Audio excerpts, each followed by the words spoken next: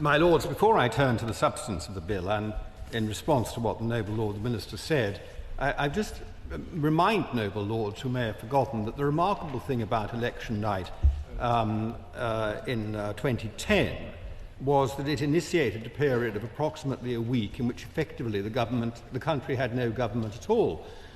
Labour had lost, and the victors were locked in some room in Whitehall trying to work out the terms of their agreement.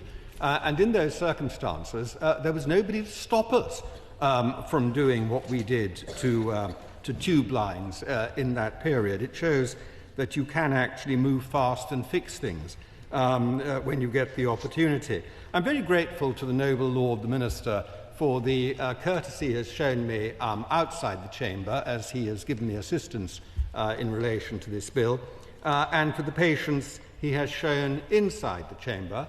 It's always difficult for a new minister when dealing with a bill which is open to such criticism, but he's handled it with great good grace. I'm grateful also to his officials whom I've met, who have have offered me advice and briefings. And on our own side, I have received the support in our own opposition whip's office of Abid Hussain and Henry Mitson, and I'm very grateful to them. And of course, I'm also grateful to all the Noble Lords who spoke in debate and considering this bill, and I shan't attempt to name them, and the Noble Lord the Minister has already mentioned their names. I think it has been a very good series of debates that we've had on this bill. Nonetheless, it is not a good bill. Everyone agrees that the railways need reform. The privatisation model has produced record growth in passenger numbers. There has been a true rail renaissance over the last 25 or 30 years in this country, but it has not recovered from the effects of COVID on its operations, and reform is definitely needed. The basis of that reform appeared to be the Williams Review that was carried out, which gained a wide measure of cross-party support. It envisaged an important role for private train operating companies, but on a different financial and operational model from the existing privatisation model. Labour has broken that consensus.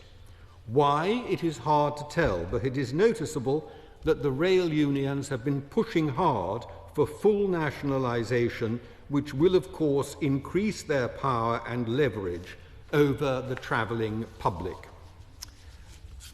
Well, Labour now own the train set, and they can call the shots. I suspect it will fall to the Conservatives to fix it again when it all goes wrong, as in 2010, on election night, it fell to a Conservative mayor to fix the problems created for London Underground by Labour's disastrous PPP. However, the bill goes forward now to the Commons greatly improved, and as the Noble Baroness Lady Randerson has said, it will be churlish and wrong, I think, of the government to refuse to accept those amendments or some variation on them. So if we see it back here at all, it will, I hope, be rather different from it was when it first came to us.